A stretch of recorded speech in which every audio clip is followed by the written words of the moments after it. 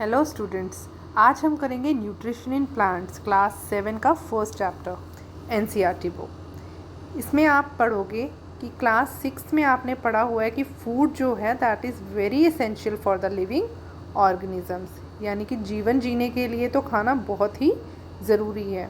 और आपने ये भी पढ़ा हुआ है कि कार्बोहाइड्रेट्स, प्रोटीन्स, फैट्स, विटामिन्स और मिनरल्स जैसे कंपोनेंट्स होते हैं फूड में प्रेजेंट। अब इन्हीं कंपोनेंट्स को हम क्या बोलते हैं? न्यूट्रिएंट्स। और ये हमारी बॉडी के लिए बहुत ज़्यादा नेसेसरी होते हैं। अब सारे लिविंग ऑर्गेनिजम्स जो होते हैं उनको सबको फूड चाहिए होता है। They all require food. Plants जो होते हैं they can synthesize their food with by themselves, अपना खाना खुद बना सकते हैं। पर जो एनिमल्स होते हैं इंक्लूडिंग द ह्यूमंस, हम भी इंक्लूड होते हैं उनमें, तो हम अपना खाना खुद नहीं बनाते। हम क्या करते हैं? हम रेडीमेड फूड जो प्लांट के द्वारा बनाया गया होता है उसको खाते हैं। ठीक है, तो we depend upon the plants for our nutrition. इसीलिए प्लांट्स के ऊपर ह्यूमंस और एनिमल्स डायरेक्टली और इनडायरेक्टली डिपेंडेंट होते हैं फॉर देयर फूड। अब हम नेक्स्ट पढ़ेंगे mode of nutrition in plants, कि प्लांट्स अपना खाना किस प्रकार से बनाते हैं। तो प्लांट्स जो होते हैं they are the only organisms that can prepare their food for themselves by using. अब क्या क्या यूज़ करके बनाते हैं? उसमें आ जाता है water, carbon dioxide and minerals. तो ये जो चीज़ें हैं वाटर, कार्बन डाइऑक्साइड और मिनरल्स, इनको हम बोलेंगे रॉ मटेरियल्स। ठीक है, तो वो सराउंडिंग से अपना ये रॉ मटेरियल इकट्ठा करते हैं और फिर अपना खाना बना देते हैं।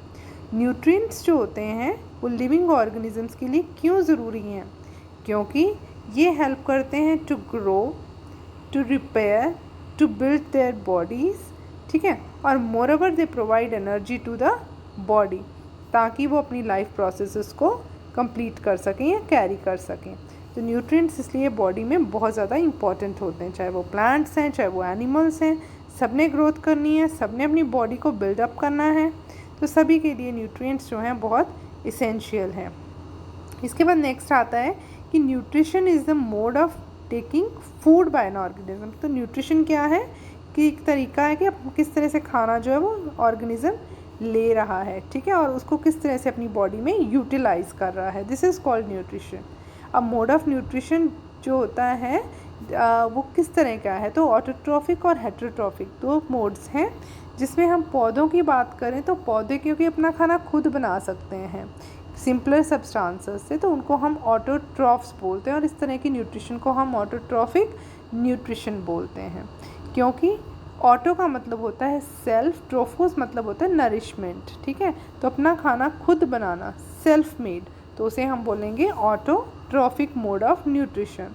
तो ये प्लांट सारे जो होते हैं they are the examples of the autotrophs. और वहीं पे जो एनिमल्स होते हैं because they depend on the plants for their food, तो उनको हम क्या बोलते हैं? हेटेरोट्रॉफ्स। क्योंकि हेटेरो का मतलब होता है डिपेंडिंग ऑन अदर्स, तो ट्रॉफ्स का मतलब नरिशमेंट, यानी कि अपने खाने के लिए, भोजन के लिए वो दूसरों के ऊपर निर्भर हैं। ठीक है, उसके बाद नेक्स्ट आ जाता है now we can say we may ask where the food factories of the plants are located. अब हमें ये जानने की भी इच्छा हो रही होगी कि अगर पौधे खाना बना रहे हैं तो वो खाना कहाँ पर बनता है। ठीक है, कौन से पार्ट्स में बनता है, कैसे बनता है, रॉ मटेरियल्स कौन से हैं, कैसे लेते हैं पौधे। तो इसके लिए हम पढ़ेंगे अब प्रोसेस फोटोसिंथेसिस। तो फोटोसिंथेसिस जो है एक प्रोसेस है जिसमें फूड बनाया जाता है पौधों के द्वारा। ठीक है, तो अब फर्स्ट क्वेश्चन आता है कि फूड फैक्ट्रीज़ कौन सी हैं प्लांट्स में। तो leaves are the food factories in the plants. तो ये जो फर्स्ट लाइन है that is only the important thing कि लीव्स में खाना बन रहा है, तो वो ही क्या है? फूड फैक्ट्रीज़ हैं एक प्लांट के लिए। ठीक है, तो रॉ मटेरियल जो है वो कहाँ पर पहुँचना चाहिए? फैक्ट्रीज़ में पहुँचना चाहिए, तभी खाना बनेगा। तो रॉ मटेरियल हमने क्या कहा था? वाटर, मिनरल्स, ठीक है, कार्बन डाइऑक्साइड, ये सारी चीज़ों को कहाँ पर पहुँचना है? लीव्स में। तो हम देखते हैं ये सब चीज़ें किस तरह से लीव्स में पहुँचती हैं। तो सबसे पहले जो कार्बन डाइऑक्साइड है वो कहाँ से पहुँचेगी? थ्रू द स्टोमेटास, लीव्स में एंटर करेगी। अब ये स्टोमेटास क्या होता है? स्टोमेटा क्या होता है कि लीफ जो होती है उसका जो नीचे वाला हिस्सा होता है, रफ सरफेस होता है, वहाँ पर छोटे छोटे पोर्स होते हैं जिनको हम बोलते हैं स्टोमेटास। ये स्टोमेटास जो होते हैं इनकी जो ओपनिंग होती है it is guarded by the guard cells. ठीक है, तो हम इसका डायग्राम देख लेते हैं। It's given in the next page. तो यहाँ पर ये देखो आप, ये लीव का स्ट्रक्चर दिखाया गया है यहाँ पर, ये वाला। तो इसमें इस सेक्शन में अगर आप देखो तो ये उसका ऊपर वाला हिस्सा है, ये लीव का नीचे वाला हिस्सा है, और इसमें आप छोटे छोटे टाइनी पोर्स देख पा रहे हो। ये टाइनी पोर्स जो हैं अगर हम ध्यान से माइक्रोस्कोप के अंदर देखोगे तो it will appear like this, इस तरह के आपको नज़र आएंगे। ठीक है, तो इसमें गार्ड सेल्स हैं जो इसको साइड से कवर किए हुए हैं, और ओपनिंग को हम बोलते हैं स्टोमेटल ओपनिंग। ठीक है, तो ये जो है स्टोमेटल ओपनिंग के थ्रू जब ये खुलेंगे तो ऑक्सीजन बाहर और कार्बन डाइऑक्साइड पौधे के अंदर आसानी से मूव कर सकता है। तो these pores are surrounded by guard cells and carbon dioxide अब रॉ मटेरियल है, तो कार्बन डाइऑक्साइड यहाँ से एंटर कर जाएगा पौधों में यानी लीव्स में। अब दूसरे रॉ मटेरियल्स क्या हैं? Water and minerals. तो वाटर और मिनरल्स कहाँ पर प्रेजेंट होते हैं? वाटर और मिनरल्स प्रेजेंट होते हैं सॉइल में। ठीक है, तो वो सॉइल से एक अगर पौधा हम लेते हैं, यहाँ पर एक लीफ है, तो ये इसकी रूट्स हैं। तो रूट्स जो हैं वो यहाँ से वाटर और मिनरल को एब्जॉर्ब करके उसको पौधे के स्टेम में, रूट से स्टेम में और फिर लीव्स तक पहुँचाएगा। कैसे पहुँचाएगा? इसके लिए वेसल्स होते हैं। वेसल्स कौन से हैं? They are the xylem vessels. ठीक है, जाइलम वेसल्स और फ्लोएम। फ्लोएम फूड के लिए होता है, तो यहाँ पे हम जाइलम की बात करेंगे क्योंकि जाइलम जो है वाटर और मिनरल्स को ट्रांसपोर्ट करता है। ठीक है, और जाइलम की मदद से पानी जो है, जाइलम एक पाइपलाइन की तरह होता है ये सारा सिस्टम, तो ये इन वेसल्स की मदद से पानी और न्यूट्रिएंट्स लीव्स तक पहुंच जाएंगे। अब पानी और न्यूट्रिएंट्स भी पहुंच गए, कार्बन डाइऑक्साइड भी पहुंच गई, तो लीफ में और क्या चाहिए? तो सबसे इम्पॉर्टेंट जो चीज़ है वो है ग्रीन कलर का एक पिगमेंट। आपको पौधे में हरा रंग कहाँ पे देखने को मिलता है? लीव्स में, सॉफ्ट स्टेम्स में भी देखने को मिलता है पर रूट्स में नहीं मिलता।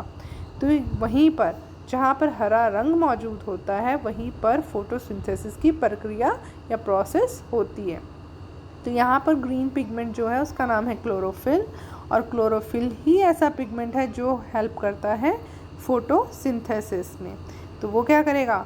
उसका मेन काम होता है कैप्चर करना सनलाइट को। ठीक है, तो सनलाइट को कैप्चर करेगा और फिर जो एनर्जी होगी उसको यूज़ करेगा पौधा अपना खाना बनाने में। ठीक है, तो कार्बन डाइऑक्साइड भी पहुंच गया, वाटर भी पहुंच गया, मिनरल्स पहुंच गए, और साथ ही साथ जो क्लोरोफिल है वो भी लीव्स क्योंकि हरे रंग की है वहाँ पर पहले से ही मौजूद है। सनलाइट जो है वो अवेलेबल है, तो सनलाइट की प्रेजेंस में सनलाइट को एब्जॉर्ब करके क्लोरोफिल इन सब रॉ मटेरियल्स को यूज़ करके खाना बनाएगा। ठीक है, और खाना किस फॉर्म में बनेगा? खाना बनेगा ग्लूकोज की फॉर्म में। ठीक है, तो फोटोसिंथेसिस क्या है? It is the process of formation of और synthesis of food in the presence of sunlight, क्योंकि फोटो का मतलब होता है लाइट और सिंथेसिस का मतलब होता है formation. So formation of food in the presence of sunlight is called the photosynthesis. तो हम जो पौधे हैं उन्होंने तो अपना खाना बना लिया फोटोसिंथेसिस से, और बाकी ऑर्गेनिज्म जैसे हम इंक्लूडिंग एनिमल्स के इंक्लूड हम भी, ह्यूमंस भी, तो हम देखें सभी हम किसके ऊपर डिपेंडेंट हैं? We are dependent on the plants for our food. क्योंकि अगर हर्बीवोर्स एनिमल्स को खा रहे हैं हम, तो herbivores they are depending upon the plants, and if we are obtaining directly the food from the plants then also we are depending on the plants। तो हम जो हैं सारे किसके ऊपर डिपेंडेंट हैं? प्लांट्स के ऊपर। तो प्लांट्स जो है वो किसके ऊपर डिपेंडेंट है? They are dependent upon the sun. So sun is the ultimate source of energy. This is very important कि सन ही है जो अल्टीमेट सोर्स है of all types of energies on the earth for all the living organisms. ठीक है, उसके बाद आता है can you imagine life on earth in the absence of photosynthesis. क्या आप सोच सकते हो कि लाइफ पॉसिबल है फोटोसिंथेसिस के बगैर? तो मुझे लगता है इतना पढ़ने के बाद आप कहोगे नो, क्योंकि फोटोसिंथेसिस होगी, सनलाइट होगा, फोटोसिंथेसिस होएगी, और बाकी सारे ऑर्गेनिजम्स तो आपको पता है प्लांट्स पे ही डिपेंडेंट है। ठीक है, अगर in the absence of photosynthesis होता है तो there would be not be any food, and the survival of almost all the living organisms directly or indirectly, which depends upon the plants, that will not be there. So beside oxygen, besides oxygen, which is essential for the survival of all the living organisms, it is produced during the photosynthesis. Now plants जो हैं वो carbon dioxide को लेते हैं raw material की तरह, और glucose यानी अपना फूड कार्बोहाइड्रेट्स बनाते हैं, और कौन सी गैस जो है उसको छोड़ते हैं, वो ऑक्सीजन गैस को लिबरेट या रिलीज़ करते हैं। और फोटोसिंथेसिस के बगैर तो ऑक्सीजन भी नहीं निकलेगा, तो फिर क्या होगा, life would be impossible on the earth. अब ड्यूरिंग फोटोसिंथेसिस क्लोरोफिल पिगमेंट्स जो होते हैं वो they are containing cells of the leaves in the presence of the sunlight uses carbon dioxide water to synthesize the carbohydrates। और यहाँ पर आपको equation भी दी गई है, किस तरह से आपने इक्वेशन लिखनी है कि कार्बन डाइऑक्साइड की प्रेजेंस में, ठीक है, और वाटर की प्रेजेंस में, सनलाइट और क्लोरोफिल की प्रेजेंस में, ये सारे रॉ मटेरियल्स यूज़ करके क्या बन रहा है, कार्बोहाइड्रेट एंड ऑक्सीजन। और कार्बोहाइड्रेट ऑक्सीजन क्या है, carbohydrate is the food for the plants, ठीक है। अब कुछ हद तक कार्बोहाइड्रेट्स पौधे यूज़ कर लेते हैं फॉर देयर ग्रोथ, और बाकी जो बचती है उसे वो स्टोर कर लेते हैं बॉडी में in the form of starch. तो वो स्टार्च के रूप में बॉडी के अंदर स्टोर हो जाती है, ताकि जब कोई अनफेवरेबल कंडीशंस हों तब पौधे अपनी स्टार्च को रिकन्वर्ट कर सकते हैं, यूज़ कर सकते हैं, यूटिलाइज़ कर सकते हैं for the energy and for the growth. अब यहाँ पर एक और प्रश्न आता है कि बिसाइड लीव्स फोटोसिंथेसिस जो होती है other green parts of the plants में भी हो सकती है, जैसे ग्रीन स्टेम्स में, ग्रीन ब्रांचेस में, क्योंकि जहाँ पर भी ग्रीन कलर होगा दैट मीन्स वहाँ पर क्लोरोफिल पिगमेंट प्रेजेंट है। तो अब डेजर्ट प्लांट की बात करें तो डेजर्ट प्लांट्स में क्या होता है, लीव्स जो होते हैं वो स्पाइन लाइक होते हैं। स्पाइन लाइक का मतलब होता है कांटेदार, इस तरह के स्पाइन लाइक होते हैं। अब ये आपने कैक्टस तो देखा ही होगा, कैक्टस के ऊपर जो कांटे लगे होते हैं वो सारे लीव्स हैं उस पौधे के। तो लीव्स क्यों हो जाते, लीव्स स्पाइंस में मॉडिफाई क्यों हो जाते हैं, ताकि क्योंकि आपको मैंने अभी ये पढ़ाया कि स्पाइंस जो लीव्स जो हैं उनमें स्टोमेटास प्रेजेंट होते हैं, और वहाँ से स्टोमेटास जब पोर खुलते हैं तो वहाँ से पानी भी वेपोरेट हो सकता है, ट्रांसपिरेशन होती है, साथ ही साथ वहाँ से कार्बन डाइऑक्साइड भी अंदर जाती है पौधे पे। पर यहाँ पर क्या हो रहा है, पानी भी तो निकल रहा है, ट्रांसपिरेशन भी हो रही है, तो ट्रांसपिरेशन को कम करने के लिए स्पाइंस जो होते हैं उसमें मॉडिफाइड हो जाते हैं लीव्स। और ये जो लीव्स वाला फिर काम है फोटोसिंथेसिस का, ये कौन करता है, ये करती है उसकी स्टेम। तो अगर आपने कैक्टस देखा हो तो कैक्टस आपको कुछ ऐसा नज़र आएगा। तो ये जो स्पाइंस हैं they are actually the leaves, और ये जो आपको इसके ऊपर ये स्टेम है, ये जो सक्युलेंट है, और ये सारा काम कर रही है लीव्स वाला, और ये लीव्स जो हैं वो मॉडिफाइड इनटू स्पाइंस हैं, ठीक है, ताकि ट्रांसपिरेशन का रेट जो है वो कम हो सके, लॉस ऑफ वाटर कम हो सके, ठीक है। और ग्रीन स्टेम्स जो हैं डेजर्ट प्लांट्स में फोटोसिंथेसिस कैरी आउट करती हैं। So this is all about the part 1. If you understand the topic, then hit like and subscribe my channel. Thank you. Have a nice day and wait for the second part.